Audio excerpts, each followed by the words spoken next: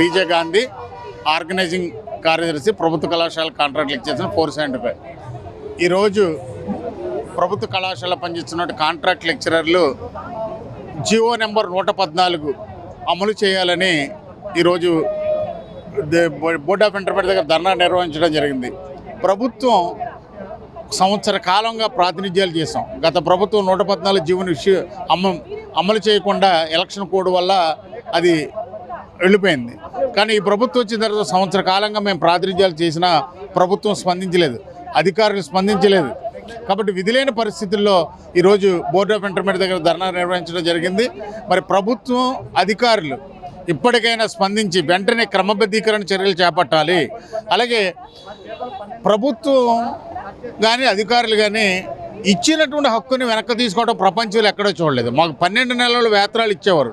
కానీ ఈ ప్రభుత్వం వచ్చిన తర్వాత 2024, 2025 మే నెలలో వారి యొక్క భవిష్యత్తు కోసం కళాశాలలో మే నెలలో కూడా పనిచేసి పిల్లల సంఖ్యను పెంచడానికి మమ్మల్ని పూర్తిగా ఉపయోగించుకుని మీకు వేతనాలు ఇస్తామని కూడా గౌరవ కమిషనర్ గారు మాకు హామీ ఇచ్చారు. కానీ ఇప్పటి వరకు కూడా 2 నెలల వేతనాలు, 2 సంవత్సరాల వేతనాలు ఇవ్వలేదు. మరి ప్రభుత్వం దగ్గర ప్రాతినిధ్యాలు చేసిన చాలా నిర్లక్ష్యంగా సమాధానం చెప్తున్నారు. అలాగే